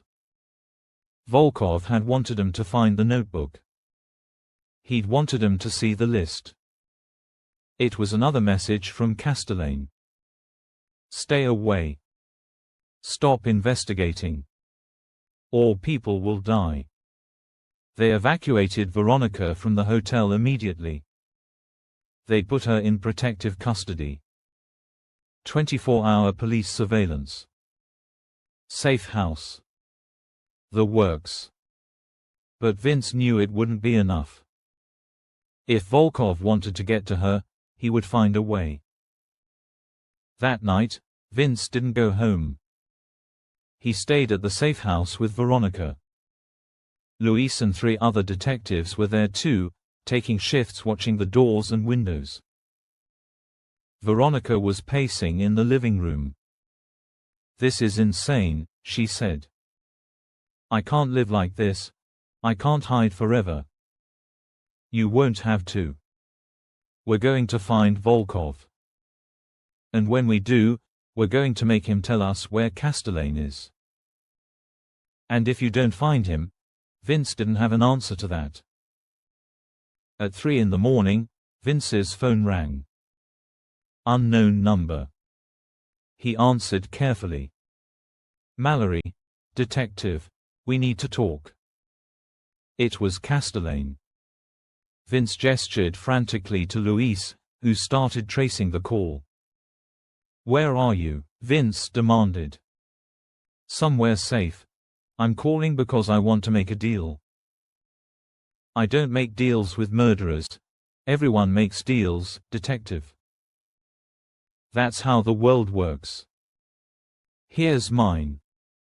You stop investigating me, you convince Ms. Vale to stop writing about me, and in return, I'll disappear. Permanently. You'll never hear from me again. And if I refuse, then people will keep dying. Volkov has a list. Ms. Vale is on it. So is your partner, Detective Rodriguez. So is the district attorney. So are a dozen other people connected to this case. I can call it off. Or I can let it proceed. Your choice." Vince felt rage building in his chest. You think you can threaten us? You think we're going to back down because you sent some Russian thug to scare us? I think you're a smart man who understands that some battles aren't worth fighting. I've already won, detective. I got away. My money is secure. My identity is hidden. You'll never find me. So why throw away more lives trying? Because it's my job. Because Isabella Winters deserves justice. Because you don't get to murder people and walk away. There was a long pause. Isabella Winters, Castellane said softly. You're still thinking about her, even after all this time. Every day. She was nobody, detective. A rich girl who thought she could change the world by exposing some financial crimes.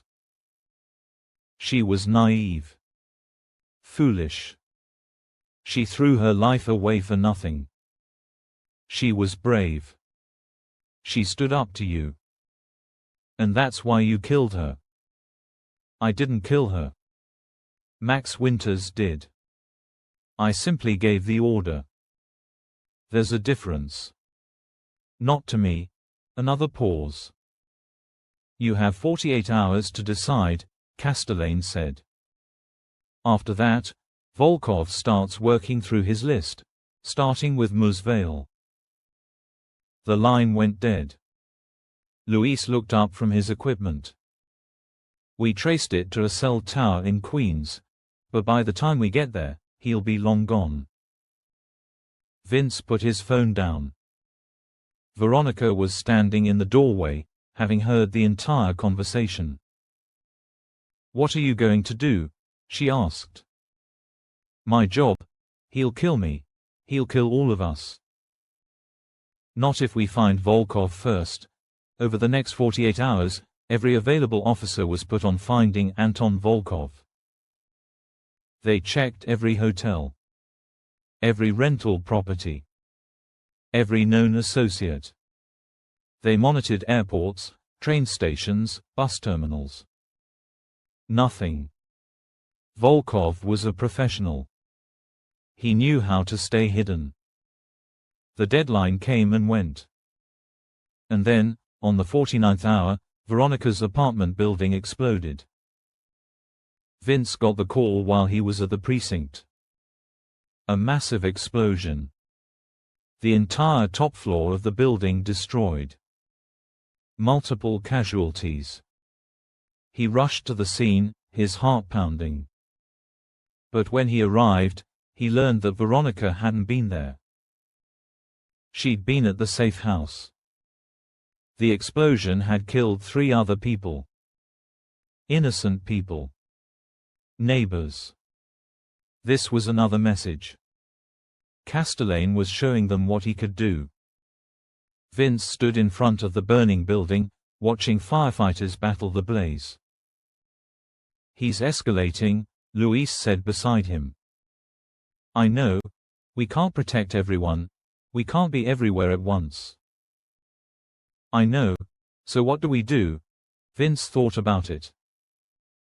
They'd been playing defense. Reacting to Castellane's moves. Trying to protect potential targets. But that wasn't working. They needed to go on offense. We stopped trying to find Volkov, Vince said. What?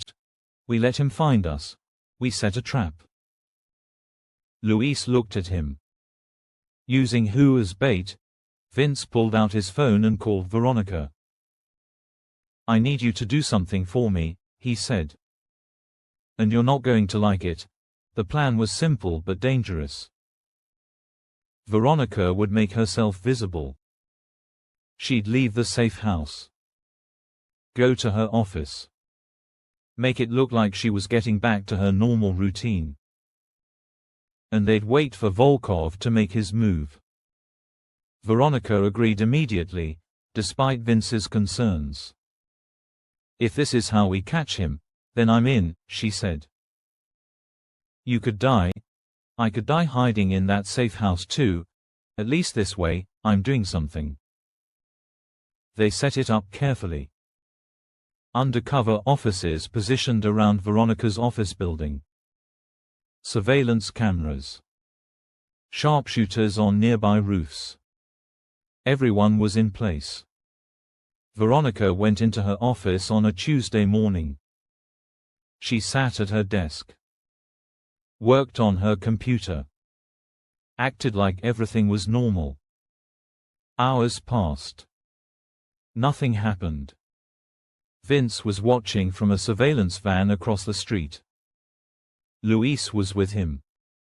The tension was unbearable. "Maybe he's not coming," Luis said. "He's coming. He's just being careful." At 2 in the afternoon, one of the undercover officers spotted something. Possible suspect. Male. 6 feet. Dark jacket. Baseball cap. Moving toward the building's north entrance. Vince looked at the monitor. The figure was keeping his head down, but something about his movement was familiar. Practiced. Military. "That's him," Vince said. "Everyone hold position. Let him get inside. We don't want him running." The figure entered the building. Security cameras tracked him as he moved through the lobby toward the elevators. "He's going up," another officer reported. Veronica's office was on the 12th floor. The figure got on an elevator alone. "Teams, move in," Vince ordered. "But stay quiet. We don't want to spook him." Vince and Luis got out of the van and ran toward the building. They took the stairs, climbing as fast as they could. On the 12th floor, the elevator doors opened. The figure stepped out. He walked down the hallway toward Veronica's office. He was carrying a briefcase. Inside the office, Veronica was sitting at her desk. She knew he was coming. But she forced herself to stay calm. To keep typing. To act natural. The door opened. Anton Volkov walked in. He was tall. Muscular. Hard eyes. Everything about him screamed danger. "Ms. Vale," he said with a slight Russian accent. "We need to talk." Veronica looked up. "About what?" "About the articles you've been writing. About Victor Castellane. They need to stop." "I don't take orders from criminals." Volkov smiled. It wasn't a nice smile. "I was hoping you'd say that." He reached into his briefcase. And that's when Vince burst through the door, gun drawn. "Hands up, now." Volkov spun around, his hand coming out of the briefcase with a gun. Everything happened fast. Volkov fired. Vince dove to the side. Luis came through the door behind Vince, his gun out. More gunshots. Veronica dove under her desk. Volkov was hit. Once in the shoulder. Once in the leg. He went down hard. Officers flooded into the room. They kicked the gun away from Volkov and cuffed him. Vince ran to Veronica. "Are you okay?" She was shaking but unhurt.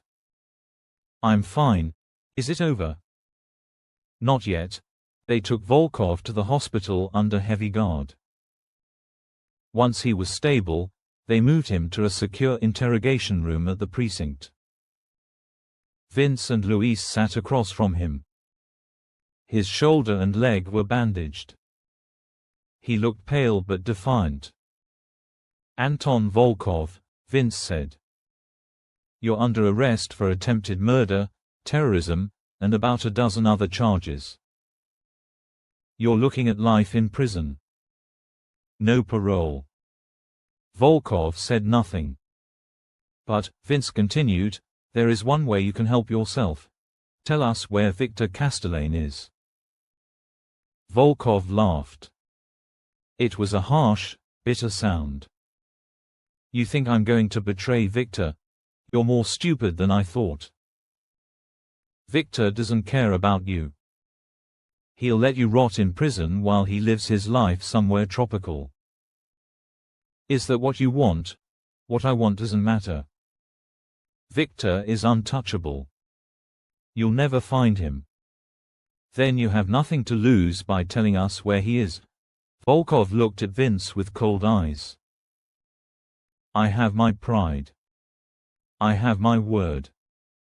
That's worth more than anything you can offer me. They interrogated him for hours.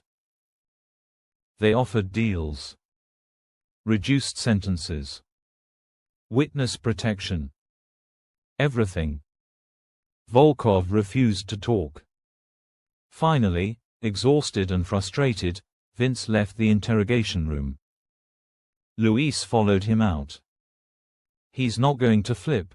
I know, so what now? We're back to square one.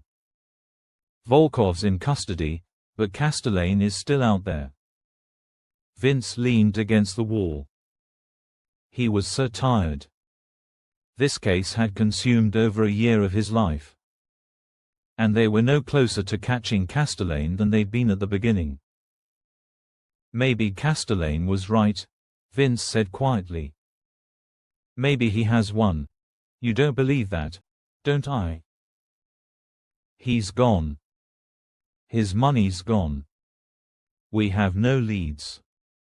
No witnesses who'll talk. What else can we do? Luis put a hand on Vince's shoulder. We keep looking.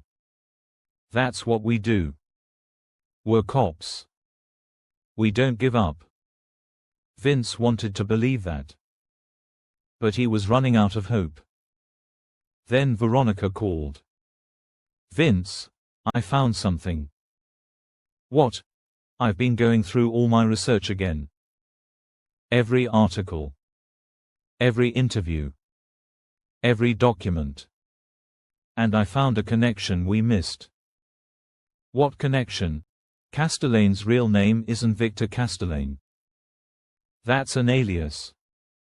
His real name is Viktor Kuznetsov.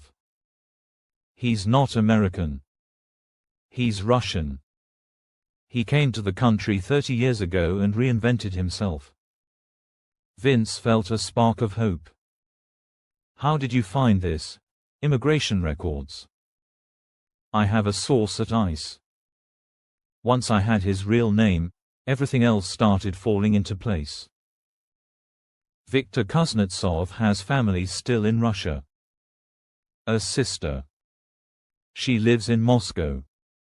You think he went back to Russia? I think it's possible. Russia doesn't have an extradition treaty with us. It would be the perfect place to hide. Vince thought about it. It made sense.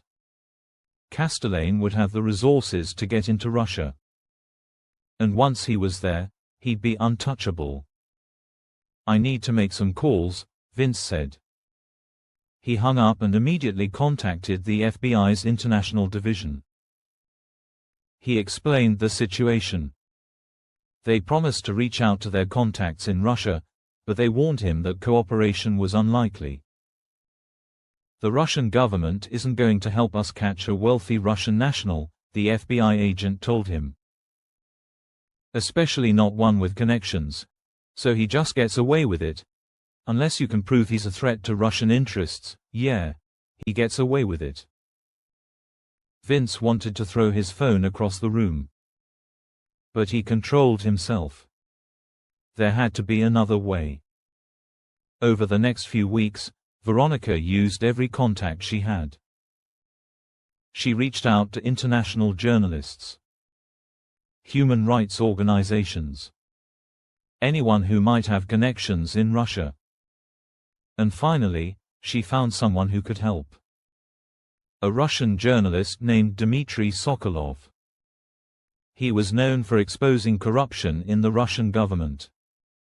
He was fearless. And he hated criminals like Castellane. Veronica set up a video call with Dmitry. Vince joined. Dmitri was in his 50s. Grey hair. Tired eyes. He spoke English with a thick accent. Ms. Vale tells me you're looking for Viktor Kuznetsov, Dmitri said. We are, Vince confirmed. We believe he's in Russia. He is. I've seen him. Vince sat forward. Where? Moscow. He has an apartment in the Arbat district. Very expensive. Very secure. He's been there for 6 months. Can you help us get to him? Dmitri shook his head. In Russia, men like Kuznetsov are protected. He has money. He has connections. The police won't touch him. The government won't touch him. Then what can we do? Dmitri smiled slightly. The law won't touch him.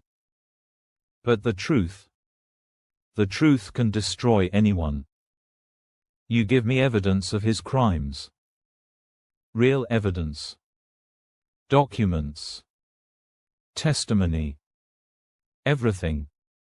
And I'll publish it. I'll make sure all of Russia knows what kind of man he is. What good will that do? Kuznetsov has built a life here. A reputation. He presents himself as a legitimate businessman. A philanthropist. If I expose him as a criminal, as a murderer, his reputation will be destroyed. His business partners will abandon him. His protection will disappear. And then, maybe someone in Russia will decide he's more trouble than he's worth. It wasn't the justice Vince wanted. But it was something. Over the next month, Vince and Veronica compiled everything they had. Every document. Every financial record. Every piece of testimony from Richard Winters. They sent it all to Dmitri. Dmitri spent weeks verifying everything. He interviewed witnesses. He followed money trails. He built an ironclad case. And then he published it. The article appeared in a major Russian newspaper. It was devastating. It detailed every crime Castellane had committed. Every person he'd hurt. Every dollar he'd stolen. The article included photographs. Bank records. Testimony from people who'd worked with him.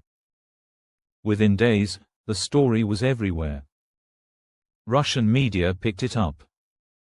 International media picked it up. Castellane's name was destroyed.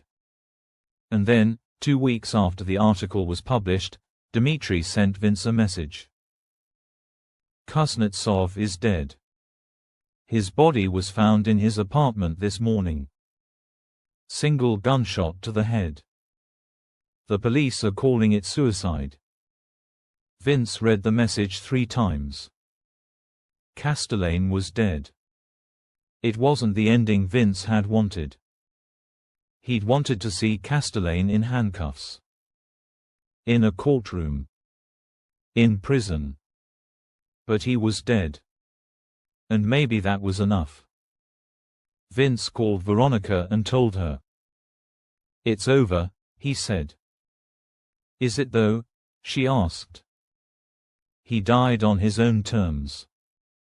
Not in prison. Not facing justice. No. But he died knowing that everyone knew what he'd done. His reputation was destroyed. His legacy is that of a criminal and a murderer. That's something.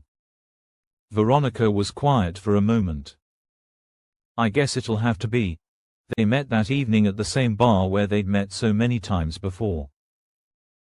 They sat in silence for a while, drinking. What are you going to do now? Veronica asked. Go back to work. There are always more cases. You ever think about retiring? Every day. But I'm not good at anything else. Veronica smiled slightly. Me either. They clinked glasses. To Isabella, Vince said. To Isabella, Veronica echoed. The case was closed. The files were archived. The investigation was over. But Vince kept Isabella's picture on his desk. A reminder of the cost of corruption, of the importance of truth, of the need to keep fighting, even when it seemed hopeless. Because in the end, that's all any of them could do. Keep fighting. Keep searching for truth. Keep speaking for the dead. 3 months after Castellane's death, Vince received a package at the precinct. There was no return address. Inside was a single photograph. It showed Isabella Winters. But this photo was different from all the others Vince had seen. She was smiling. Really smiling. Not the polite smile she wore in society photos. This was genuine. Joyful. She was in an art studio. Surrounded by paintings. Covered in paint. She looked happy. On the back of the photo, someone had written a message in elegant handwriting. Thank you for not giving up on her. A friend. Vince stared at the photo for a long time. He didn't know who had sent it. Maybe someone who knew Isabella. Maybe someone who'd been following the case. It didn't matter. What mattered was that Isabella had been seen. Her story had been told. Her death had been avenged, even if not in the way Vince had hoped. He pinned the photograph to his caseboard, right next to the others. And for the first time in over a year, he felt something close to peace. The Isabella Winters case became one of the most high-profile investigations in the city's history. It exposed a vast network of corruption and money laundering that reached into the highest levels of government and business. Richard Winters served his sentence. He never expressed remorse for what happened to his daughter. He maintained that he'd been a victim of circumstances, forced into impossible choices. Anton Volkov was convicted of attempted murder and terrorism. He received 3 consecutive life sentences. He never revealed anything about Castellane, maintaining his silence until the end. Senator James Delacroix's political career was destroyed. He spent 2 years in federal prison for corruption charges, then disappeared from public life. The money laundering operation was completely dismantled. Millions of dollars were recovered and returned to their rightful owners. Dozens of people were arrested and convicted. Veronica Vale won a Pulitzer Prize for her reporting on the case. She continued to work as an investigative journalist, exposing corruption and fighting for truth wherever she found it. Detective Vince Mallory continued working homicide. He never forgot Isabella Winters. He never forgot any of them. Every victim whose case crossed his desk received the same dedication, the same persistence, the same refusal to give up. Because that's what justice required. Not just catching the bad guys, but remembering the victims. Telling their stories. Making sure they weren't forgotten. Isabella Winters had been a young woman with dreams. She'd wanted to be an artist. She'd wanted to make a difference. She'd been brave enough to stand up against powerful people, knowing it could cost her everything. And it had. But her bravery had sparked something. An investigation that brought down criminals who thought they were untouchable. A pursuit of justice that crossed international borders. A refusal to accept that some people are above the law. Her death had meaning. Her sacrifice had purpose. And that's what Vince held onto during the long nights and difficult cases that followed. The knowledge that what they did mattered. That speaking for the dead mattered. That pursuing truth mattered. Even when it was hard. Even when it seemed hopeless. Even when the bad guys seemed to be winning. You kept going. You kept fighting. You kept searching for truth. Because that's what justice demanded. That's what the victims deserved. And that's what separated the good guys from the bad guys. Not power. Not money. Not connections. But the refusal to stop. The refusal to give up. The refusal to accept that some people get away with murder. The case files sat in the archives now. Boxes of evidence. Thousands of pages of testimony. Photographs and documents and recordings. But Isabella herself remained with Vince. Her face on his case board. A reminder of why he did what he did. A reminder that every victim matters. Every life has value. Every death deserves investigation. And in a world full of smoke and mirrors, full of lies and deception, full of people trying to hide the truth, it was the job of people like Vince to cut through all of that and find what was real. To find justice. To find truth. To find answers for those who could no longer speak for themselves. That was the job. That was the mission. That was the promise. And it was a promise Vince intended to keep, case after case, victim after victim, for as long as he was able. Because in the end, that's all any of them could do. Stand between the living and the dead. Between justice and corruption. Between truth and lies. And refuse to move. Refuse to yield. Refuse to give up. No matter what. If you want to see more mysteries like this one, hit that subscribe button.